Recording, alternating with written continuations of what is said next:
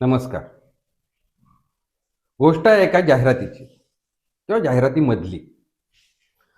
Hotel चैतन्य तथा चैतन्य अस्सल मालवणी भोजनगृहाच्या नवीन जाहिरातीच्या एका रीलमधून कोकणातल्या पावसाळ्यातील पारंपरिक खाडी किंवा नदीतल्या मत्स्योद्योगाचा जागर झालाय.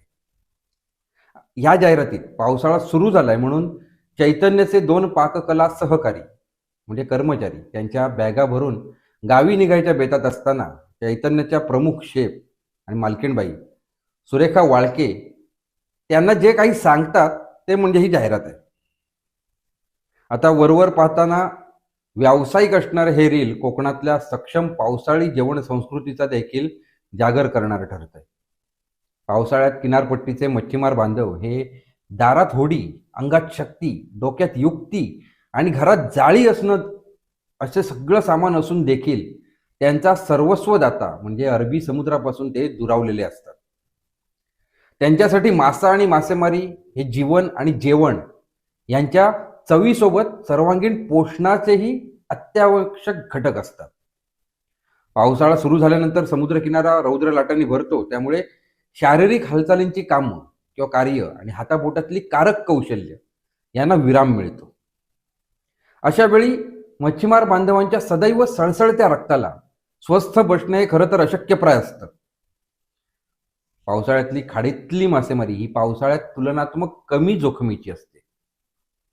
मच्छीमार बांधवांना पावसाळ्यात समुद्राचा थेट सहवास जरी लाभला नाही तरी त्याच्याशी जोडलेल्या खाडीच्या सहवासात वावरल्यानं त्यांचं तन मन आल्हाददायक सकारात निरामय राहतं.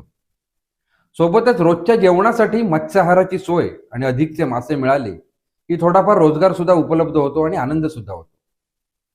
एरवी जवळपास 7-8 महिने अथांग समुद्रात मासेमारी करताना एकाच गावात राहून देखील दूर दिसणारे वाडेकरी गाववाले हे समुद्राच्या मनाने आटोपशीर अशा छोट्या खाडीपात्रात एकमेकांच्या अधिक जवळ येतात, हसतात, बोलतात आणि एकमेकांची विचारपूस सुद्धा करतात.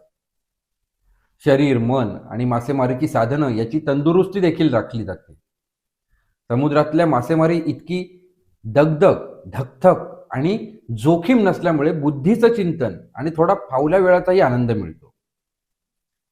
चैतन्याच्या जाहिरात रीलद्वारे change in work is rest हा संदेश कोकणची स्वयंपोषित समाधानी जीवन पद्धती, चोखंदळ भोजन श्रीमंती, त्यातल्या अत्यावश्यक व्यावसायिक बाणा आणि गाभा यांना जपत अफलातूनरित्या प्रेक्षकासमोर येते.